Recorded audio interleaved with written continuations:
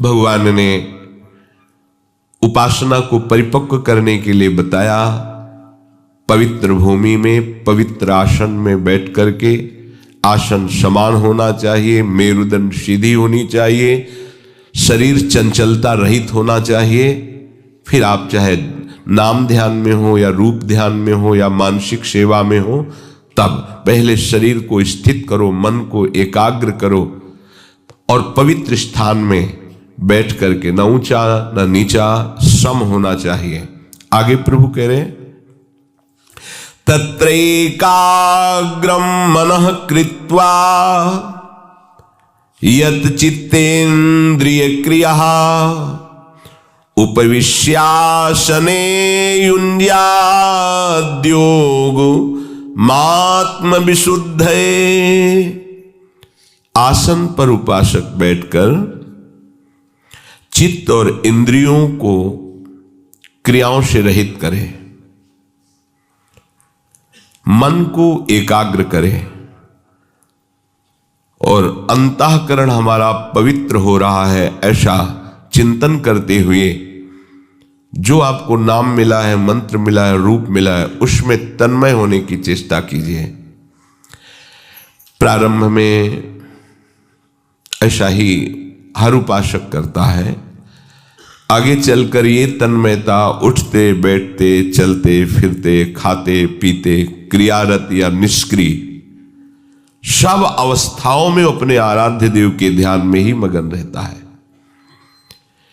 एक सेकेंड के लिए भी कभी अपने आराध्य देव का ध्यान नहीं छूटता है। उपासना की परिपक्व अवस्था में ऐसा भाव होता है, ऐसी स्थिति होती है कि भारी से भारी भीड़ में व्यवहार के कार्यों में रत होते हुए भी एक क्षण के लिए भी अपने प्रीतम का ध्यान नहीं छूटता है। यह आया भजन से, सेवा से, प्रभु की शरणागति से, प्रभु की आराधना से। उपविश्य, आसन पर, आसन में ही बैठे, सिद्धासन, पद्मासन, सुखासन, ये बहुत लाभदायक है। बिना ब्रह्मचर्य के कोई दो आसनों पे तो बैठ ही नहीं सकता। सिद्धासन और पद्मासन, इनकी पहली बैठने की पद्धति में 48 मिनट रखा जाता है, 2 घड़ी, और पूर्णता की तरफ गति रखने पर 3 घंटे, बिना हिले डुले, बिना किसी तरह की चंचलता के, शांत भाव से पद्मासन लगा के। गुरु कृपा से इसका पूर्वाभ्यास हुआ है। नैष्ठिक ब्रह्मचर्य से लेकर हितधाम तक, जब तक किडनी पूरी ऐसी अवस्था में नहीं आ गई कि अब बस नहीं रहा, तब तक 4-4 घंटे ऐसे पसीना से लथपथ शरीर, फिर अद्भुत शीतलता, मंत्राकार वृत्ति, शरीर शून्य हो गया, शरीर की स्मृति भी धीरे धीरे लोप होने लगी। ऐसा होता है। आपको भी समय मिले तो 24 घंटे में कम से कम 48 मिनट बैठने का, ये ब्रह्मचर्य में बहुत सहायक है। शरीर में अब कोई पूर्व प्रारब्धवश असाध्य रोग प्रकट हो जाए कर्मफल भुगाने के लिए, वो बात तो अलग है। अन्यथा आसनों पर बैठने वाले उपासक को, जैसे गांठ में दर्द है, कमर में दर्द है, या और भी ब्लड प्रेशर है, दिल की बीमारी है, शुगर है, ये नहीं हो सकता, क्योंकि ऐसा रक्त का शोधन होता है आसन से, पूर्ण पवित्र रक्त हो जाता है।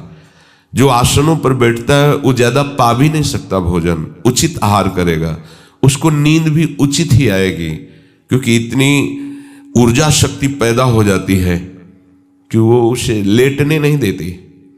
थोड़ी देर विश्राम में लगता, बहुत विश्राम हो गया।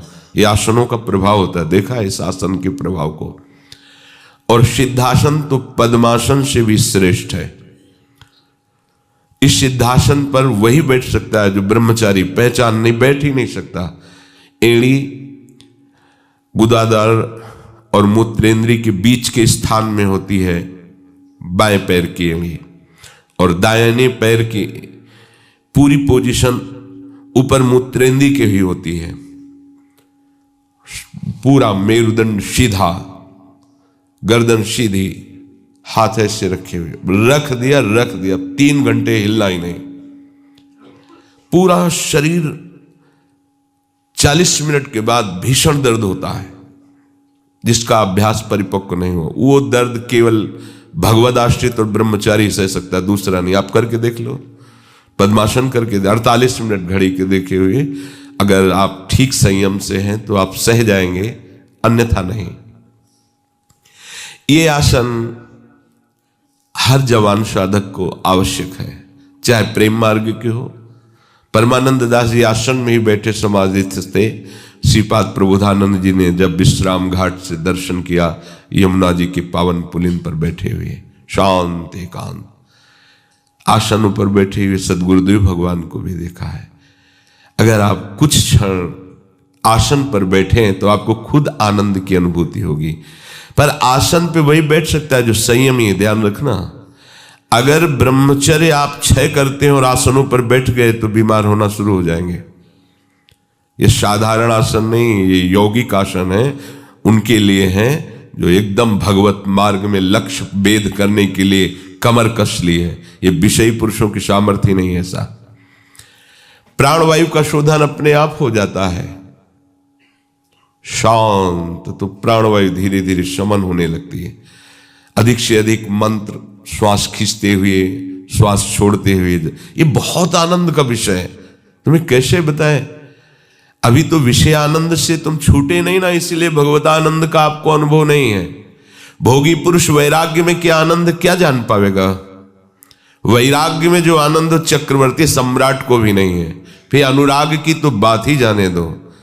राग त्यागी वैरागी जिस सुख का अनुभव करता है वो सम्राट को भी नहीं है। और जो वैराग्य के ऊपर अनुराग में स्थित है, 14 भुवनों का स्वामी होने पर भी उसको सुख नहीं मिलेगा जो अनुरागी को सुख मिलता है। एक क्षण में जो भगवत प्रेमी महात्मा को सुख मिलता है तो उसके एक क्षण के सुख के समान सोचो।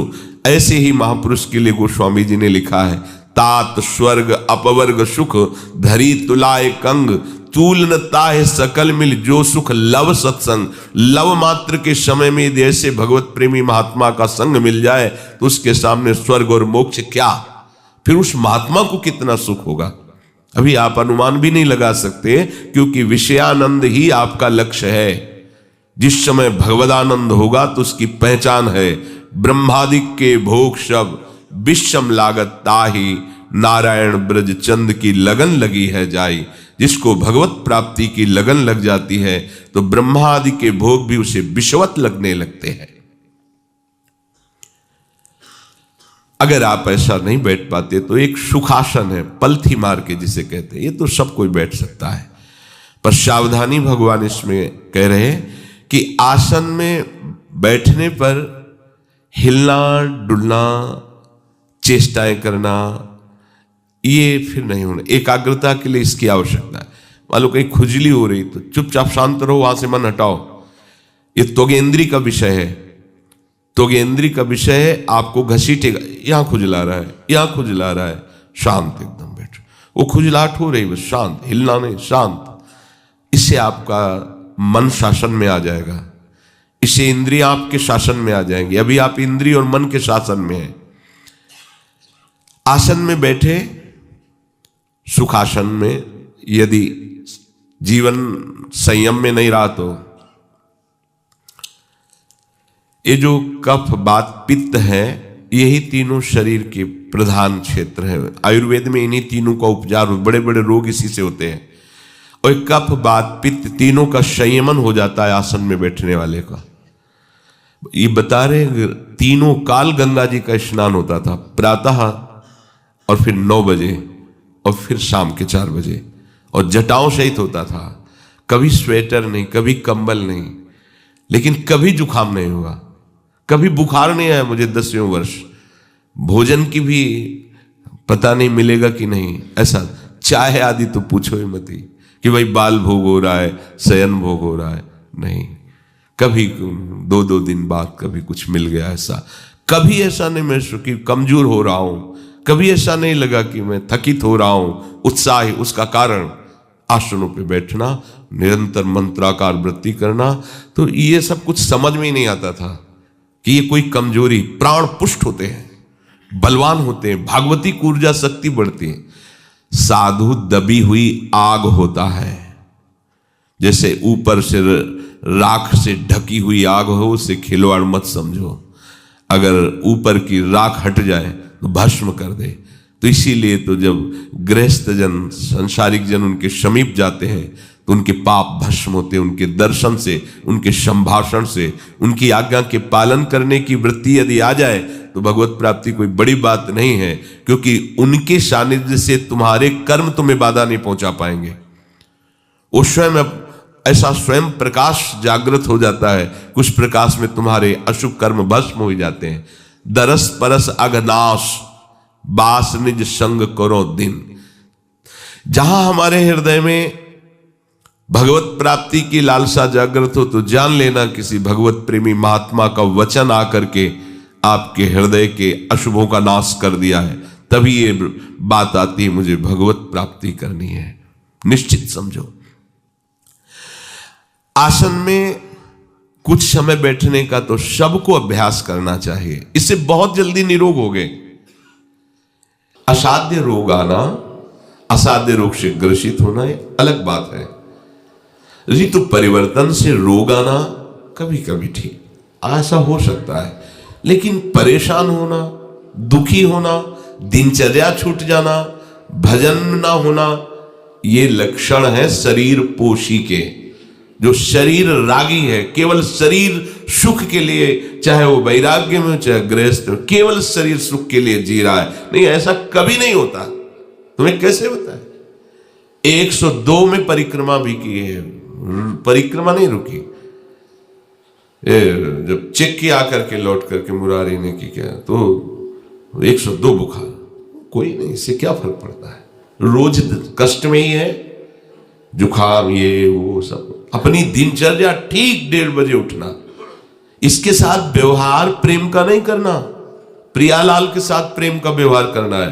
ठीक दिन, ये जड़ वस्तु है शरीर, इससे वैसे ही व्यवहार करना है जिससे हमारा काम बन जाए। अगर इससे प्रेम करोगे तो दुर्गति करवा देगा। ये जो ढांचा है, इससे राग करोगे दुर्गति हो जाएगी। इससे ठीक वैराग्य पूर्वक व्यवहार करो, उचित भोजन, उचित वस्त्र, उचित व्यवहार, और दिनचर्या कड़ाई से इससे करवाओ, इससे करवाओ।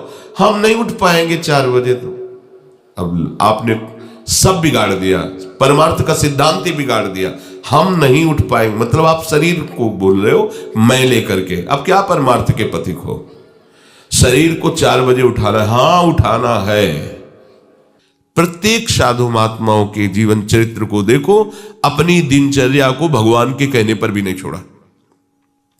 पूज्यपाद भगवत अनुरागी श्री सनातन गोस्वामी जी को साक्षात नंद नंदन प्रकट होके बोले कि बाबा अब तुम गिरिराज जी की परिक्रमा में मत आया करो, ये इतनी लंबी परिक्रमा है, तुम वृद्ध हो गए, वृंदावन से पैदल आते हो, मत आया करो। जो वाक्य, दूसरे दिन फिर पहुंच गए। बाबा मना किया था, क्यों आ गए? रहा नहीं जाता प्रभु, रहा नहीं जाता, चैन नहीं है। तो प्रभु ने वो चरण चिन्हारी वहीं कर लिया करो। हमारे हृदय में जब दिनचर्या इस कोट का आदर होगा कि साक्षात भगवान ही दिनचर्या है हमारी, समझो आप, ये साधन नहीं है, हम साध्य पे जी रहे हैं। ये जो हमारी दिनचर्या, ये भगवत स्वरूप है। इस पे प्रमाद स्थिति लाना, शरीर राग को बीच में नहीं, ये साधन धाम मोक्ष कर द्वारा पाई न जे परलोक सम्हारा, सो परत्र दुख पावई, सिर धन धिम पछताए, काले कर्म ईश्वर मिथ्या दोष लगाए। व्यर्थ में काल को, प्रारब्ध को, ईश्वर को दोष दिया जाता, और काल सहयोगी नहीं, ईश्वर की इच्छा ही ऐसी, हमारा भाग्य नहीं कि हम भजन करें। तुम्हारा भाग्य नरक भोगने का है। कैसा फंसा लिया मन ने, कैसा तन ने फंसा लिया। मान जाओ मेरी प्रार्थना, इस शरीर से व्यवहार बिल्कुल उतना ही करो जितना आवश्यक है। ये तुम नहीं हो। इसको सुगंधित द्रव्यों का लेप लगा लो, चाहे सोने की भस्म खाओ, चाहे मकरा ध्वज, क्या क्या दुनिया का प्रपंच होता है, खूब खाओ, मरोगे और इसको जलना होगा, नष्ट होना होगा। इसलिए हरिनाम पाओ, ये नामामृत पियो, लीलामृत पियो, रूपामृत पियो, निहाल हो जाओगे। ऐसे दिव्य भागवतिक शरीर की प्राप्ति होगी जिसका कभी क्षय नहीं होता, प्रिया प्रीतम के समीप आठों पहर परमानंद में। इससे व्यवहार मत करो ज्यादा, व्यर्थ में अपने शरीर को दुर्गति की तरफ तुम ले जा रहे। ये जड़ वस्तु है, चाहे जितना इसको दुलार करो तुम्हारा कभी हो ही नहीं सकता। ये बेईमान है, मान लो मेरी बात। ये बेईमान जितना तुम इसको प्यार करोगे उतना ही तुम्हें दुख देगा। Blood pressure low, blood pressure high, sugar high, heart में तकलीफ, ये तकलीफ, वो तकलीफ, और फिर भी इसी को प्यार। तुम्हारी समझ में नहीं आ रहा क्यों तुम्हें दुख दे रहा, छूटने वाला है। जिसे तुम राग करके पकड़े हुए हो तुम्हारी दुर्गति कर रहा है, तुम्हें क्लेश दे रहा है, और तुम उस स्थान का परिचय नहीं प्राप्त कर पा रहे जहां महासुख है। प्रभु का नाम, प्रभु का रूप, प्रभु की लीला, प्रभु का धाम। अब जीवन भर भोग भोगे हैं। जब घर परिवार से असंतुष्टता हुई, भोग भोगने योग्य नहीं रहे, तो भजन योग्य कैसे रह सकते हो तुम? कैसे भजन योग्य रह सकते हो? शरीर में जीवन भर राग किया, भजन का अभ्यास नहीं किया, तो तुम इसे खिलवाड़ समझते हो। बुढ़ापे में तुमसे भजन हो जाएगा, वही प्रपंच होगा। देखते हैं हम, अगर जीवन भर प्रपंच किया है, वृंदावन वास कर रहे हैं, उनके पास अगर साधु सानिध्य के उद्देश्य से बैठो भी ना, तो केवल कोरा प्रपंच, वर्तमान को नष्ट करना, भविष्य में उसका कोई फल नहीं, भूत को कुछ नहीं।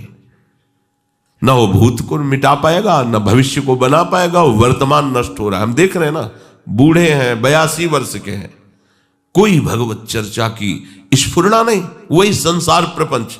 चाहे माला ले लो, चाहे वेश बदल लो, कुछ कर लो। क्यों? क्योंकि पूर्वाभ्यास आपका विषयों का रहा है, संसार का रहा है, तो तुम्हें वही बातें सुहाई देंगी। तुम्हें प्रिया प्रीतम की बात तो सुहाई नहीं देगी, प्रिया प्रीतम तो अच्छे नहीं लगेंगे।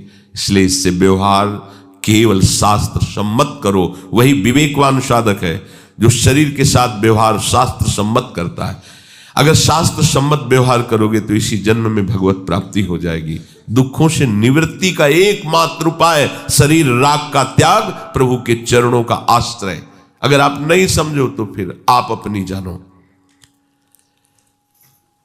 यत चित्रेंद्रिय क्रिया,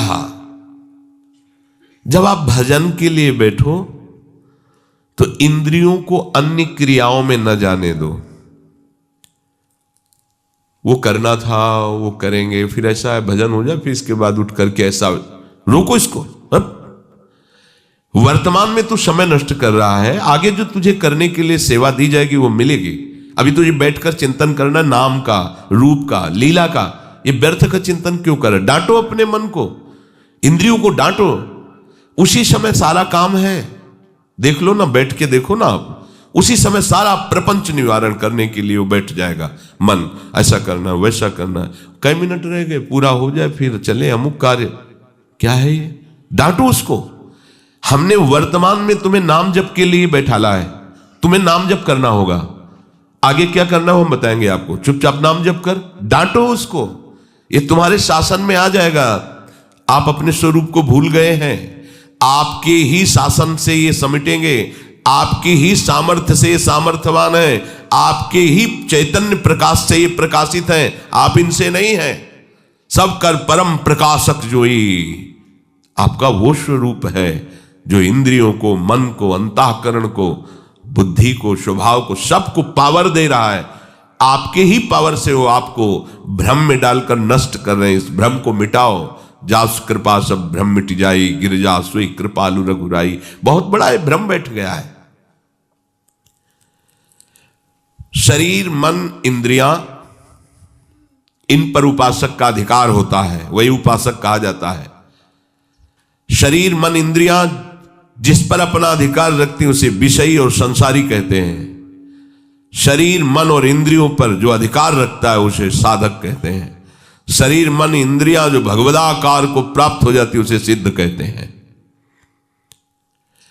जब आप भजन में बैठे, जब आप ध्यान के लिए बैठे, तो व्यवहार में जाने वाले मन और इंद्रियों को रोकने की चेष्टा करें। जब आप भजन मार्ग में चलेंगे तभी तो आप जान पाएंगे कि मन जा रहा है, इंद्रियां जा रही। नहीं, किसको पता है? मन और इंद्रियों में ही विचरण करता रहता है, पता ही नहीं पाता कि मन हमारा कब कहां कहां ले गया। एकाग्रम मनः कृत्वा, सबसे बड़ी सिद्धि है ये। जो कार्य करो उसमें एकाग्र होकर के करो, तन्मयता पूर्वक करो। मन को एकाग्र कर लेना वर्तमान के कार्य में, यही उपासक का बल है। ध्यान देना, इसकी चाल होती है। जब आप वर्तमान में इसे नाम में, मंत्र में, ध्यान में लगाएंगे, तब या तो भूत में भटका देगा या भविष्य के लिए चिंता करवाने लगेगा। ध्यान दीजिए, भूत में जो हुआ है उसका चिंतन ला ला करके सुखी दुखी करेगा, या आगे जो करना है उसकी कल्पना कराता रहेगा। और जो चतुर सावधान साधक नहीं है तो इसी में समय पूरा हो जाता है। माला हाथ में चल रहा है, आंख मूंदे बैठा है और पूरा दुनिया का प्रपंच चल रहा है। आप उपासक हैं, संयम से रहेंगे तो आप इन चोरों को पकड़ पाएंगे। एक बार सदगुरुदेव भगवान ने कृपा करके बताया, लाडली कुंज में थे, तो उनका साधक ये बार बार परेशान होता रहता है। अरे प्रियाजू के नाम जप को करके देखो, हाथ जोड़कर खड़े मिलेंगे तुम्हें, काम क्रोध लोभ मोह मद मत्सर, ये तुम्हारे इशारे पर डोलेंगे, तुम इनके इशारे पर नहीं डोलोगे। ये सब भागवतिक हो जाते हैं। बोले ऐसे दिखाई देता है, ये काम है, ये क्रोध है, ये लोभ है, ये मन है, ये बुद्धि है, ये चित्त है, ये इंद्रियां है, इनकी ये चेष्टा, एक छोटी सी भी हरकत सामने दिखाई देती है। वही उपासक है। गुरुजनों के वचन तभी हम समझ सकते हैं जब हम उनकी आज्ञा के अनुसार जो उन्होंने मंत्र उपासना दिया उसमें तन्मय हो। कितनी भी खास बात हो जाए, आपका उससे कल्याण नहीं होगा। कल्याण होगा पकड़ने से। अगर आप 14 जगह बातें सुनते हैं तो सबकी मति भिन्न भिन्न, भले वो भक्त हो उपासक हो, सबकी अंतःकरण की स्थिति अलग है। नहीं जान सकते तुम किसी उपासक की बाहरी चेष्टा से। अब वो अगर ईर्ष्या द्वेष से युक्त है तो आपके गुरु के वचनों को ही हल्का करके आपको बता देगा। बुद्धि की कला है। अब आपको अपने गुरु वचनों पर विश्वास नहीं, शास्त्र वचनों पर विश्वास नहीं, तो उसके वचन से क्या हो जाएगा जिसके हृदय में ईर्ष्या है। कंचन तजना सहज है, सहज तिया का नेह, मान बड़ाई ईर्ष्या दुर्लभ तजनाए। अपने सदगुरुदेव के वचन अकाट्य, उसके लिए किसी से प्रश्न करने की जरूरत नहीं है। अगर समझना है तो उन्हीं से केवल समझना है, और विश्वास करके चल दो तो तुम्हें समझने की जरूरत नहीं पड़ेगी। आगे सब समझ अपने आप प्रकाशित हो जाएगी। बड़ा दुर्भाग्य है जो इधर उधर भटकना, इधर उधर प्रश्न करना, इधर उधर खोज करना, ये बड़ा दुर्भाग्य है। वो धन्य है जिन्होंने भगवान की जो वचन एकाग्रम मनः कृत्वा, अपने गुरुदेव की आज्ञा और उपासना पर तन्मय हो गए। कल जो चर्चा हुई थी उसमें था अपने गुरुदेव और अपने आराध्य देव के समान किसी को भी नहीं विराजमान करना। उनकी आज्ञा ब्रह्म वाक्य है। मोक्ष मूलम गुरु कृपा, उनकी कृपा ही हमें मोक्ष पदवी में स्थित करेगी। उनका हर वाक्य हमारे लिए मंत्र है। मंत्र मूलम गुरु वाक्यम।